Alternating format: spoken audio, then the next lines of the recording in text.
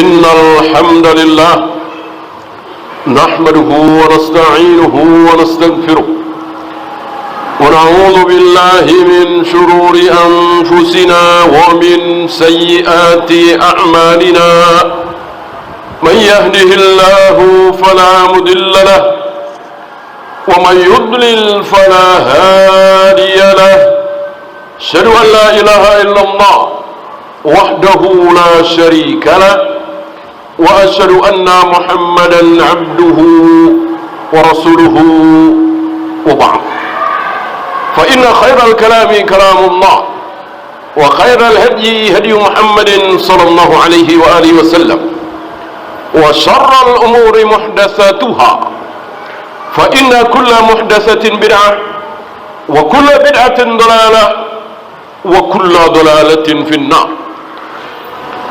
Ma'azzakumullah, kira-kira 2 pekan lagi sebagian saudara-saudara kita, sebagian aktivis muslim biasanya akan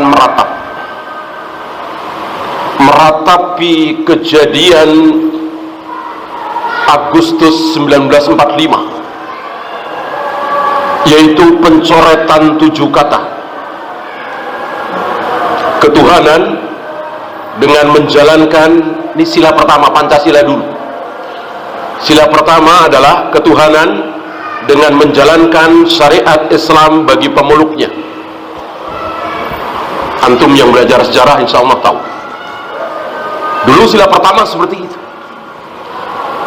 Atas desakan warga Indonesia bagian timur yang mayoritas Nasara, maka dirubah menjadi ketuhanan yang Maha Esa. Sebagian saudara-saudara kita yang cemburu terhadap Islam, yang membela Allah dan Rasulnya, meratapi ini. Kenapa diganti?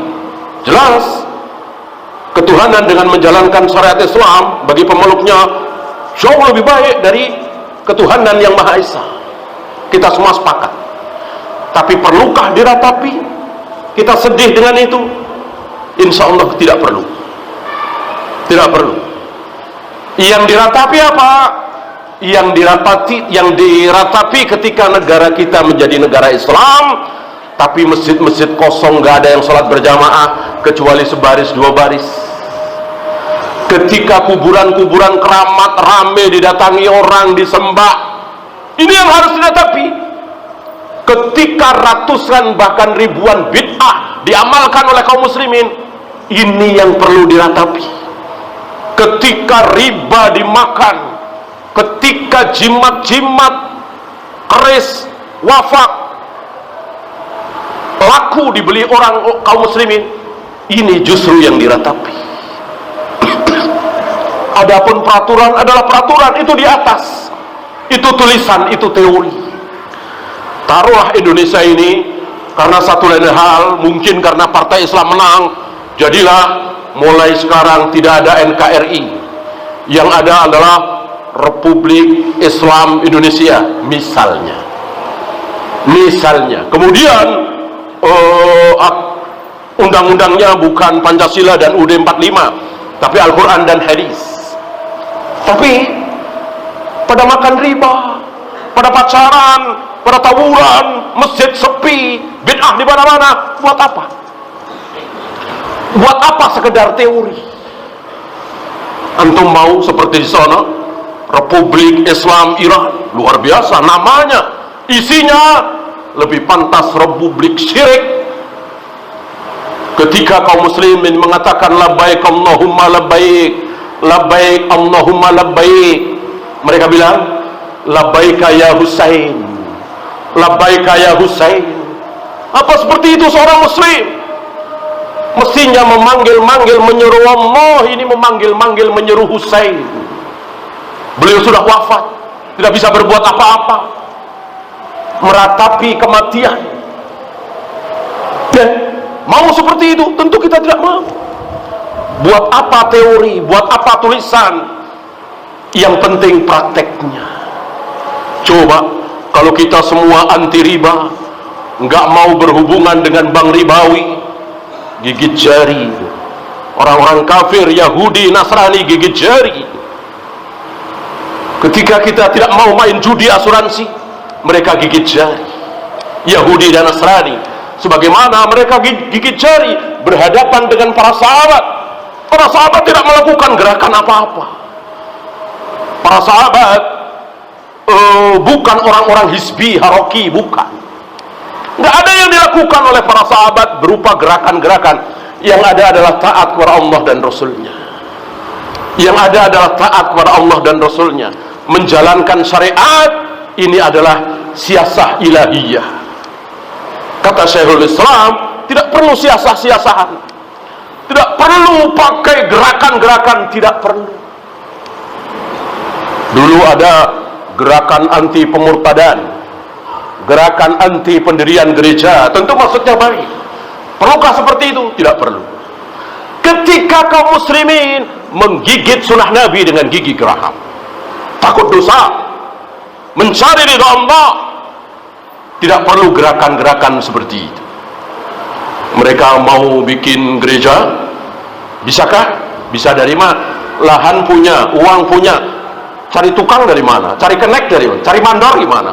Mayoritas kaum muslimin, ketika kaum muslimin faham, tahu bahwa waduk adukannya buat masang keramik, batako buat gereja haram, dosa, wala ta'awanu 'alal itsmi wal udwan.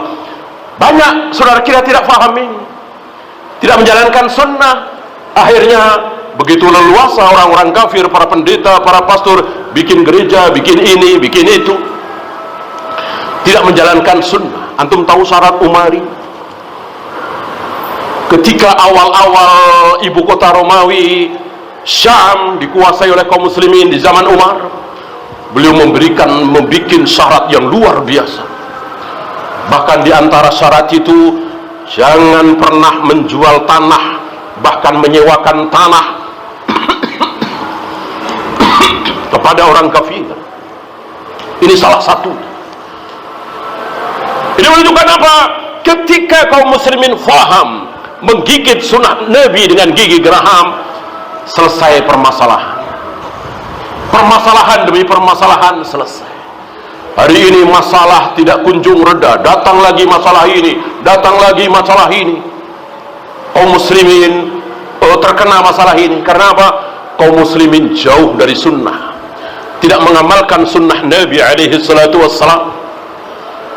Yang mudah saja hari ini kaum muslimin kesulitan mencari lahan kuburan, harus diperluas lagi, mana mahal. Untuk mati saja harus mengeluarkan 10 juta, 15 juta dan seterusnya, bahkan ada yang ratusan juta, karena mereka nggak paham sunnah.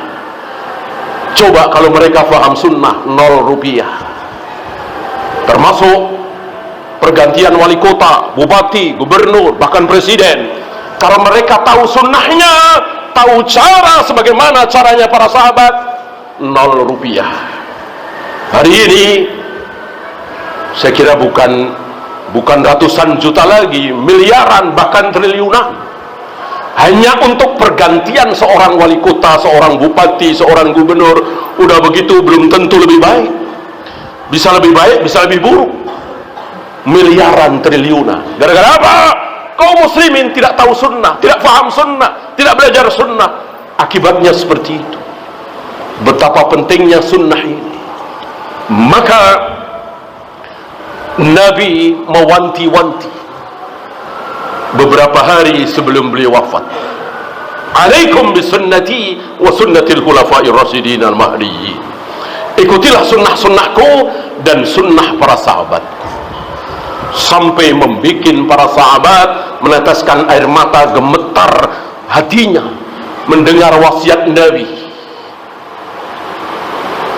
Hari ini kita saksikan semakin terpuruk, semakin terpuruk, semakin terpuruk ketika kaum muslimin jauh dari sunnah Nabi alaihi salatu wassalam. Aqulu qawli hadha astaghfirullah li wa lakum.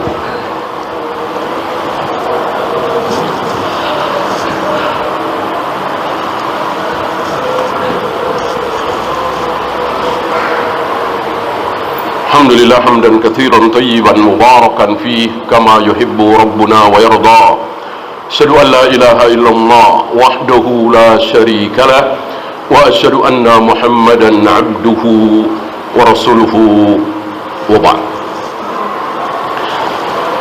Ayuhal ikhwah, sebuah pelajaran besar sedang kita saksikan di muka bumi hari ini. Ketika kaum muslimin tujuannya baik, tekadnya baik, tapi tidak menjalankan sunnah Nabi alaihi salatu wassalam. Lihat, ada berapa perkumpulan Islam, ada yang sifatnya internasional, nasional, banyak sekali, tentu tujuannya baik. Antum tahu apa itu OKI? Antum tahu apa itu Ihya Uturas? Belum yang di negeri masing-masing, mereka membuat gerakan-gerakan, membuat perkumpulan-perkumpulan, entah berapa puluh, berapa ratus jumlahnya, tujuannya tentu baik.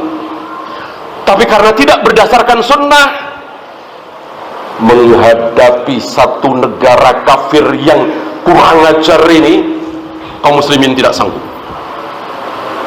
Saya kira jumlah mereka nggak sampai 50 juta. Sementara berapa miliar penduduk muslim, berapa puluh negara Islam, menghadapi negara Yahudi satu ini nggak sanggup. Sangat-sangat memalukan. Belum organisasi ini, inilah karena kaum muslimin tidak faham sunnah, tidak mengamalkan sunnah. Sebagaimana yang Nabi ancamkan, wa taraktumul jihad, ketika kalian sudah meninggalkan jihad, sallallahu alaikum dhullan, Allah akan timpakan kepada kalian kehinaan. Sebagaimana ini betul-betul hina, betul-betul hina. Seandainya ya, di antara antum ada yang menjadi Raja Saudi, Presiden Mesir, Presiden Indonesia, Presiden Malaysia, mungkin malu. Puluhan ribu wanita, anak-anak kaum muslimin dibantai oleh si bangsa kera dan babi al-maghdubi alaihim. Sudah dicap dalam Al-Quran sebagai bangsa al-maghdubi alaihim, bangsa yang dimurkai. Tidak mengirimkan satu jet tempur pun, tidak mengirimkan satu jenderal pun, padahal punya. Ini sangat-sangat hina dan memalukan. Terus digempur terus. Rupanya karena apa? Karena semangat jihad sudah tidak ada lagi pada diri kaum muslimin, wabil khusus kepada pemimpin tentunya. Jihad tidak mungkin antum, tidak mungkin saya, tidak mungkin anak ngaji, tidak mungkin ulama. Jihad adalah presiden, raja, perdana menteri, itu minimal, yang punya pasukan, yang punya jenderal, yang punya pesawat tempur. Kita semua tidak punya.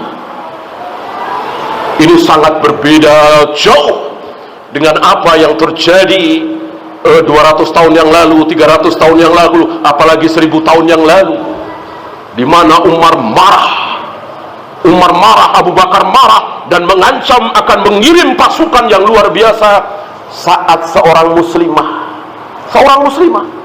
bukan puluhan ribu muslimah, seorang muslimah dilecehkan, bukan dibunuh, bukan dibantai, dilecehkan. Dan mereka ketakutan dengan ancaman Abu Bakar, Umar ini. Izzah Islam kaum muslimin betul-betul nampak hari itu. Sekarang nggak ada yang marah, nggak ada yang malu. Waliyadzubillah. Kenapa? Tadi betapa jauhnya dari sunnah, betapa semangat jihad itu sudah tidak ada lagi. Allahumma salli ala Muhammad wa ala ali Muhammad kama sallaita ala Ibrahim wa ala ali Ibrahim innaka Hamidum Majid. اللهم اغفر للمسلمين والمسلمات والمؤمنين والمؤمنات الأحياء منهم والأموات. ربنا لا تزغ قلوبنا بعد إذ هديتنا وهب لنا من لدنك رحمة إنك أنت الوهاب. ربنا آتنا في الدنيا حسنة وفي الآخرة حسنة وقنا عذاب النار.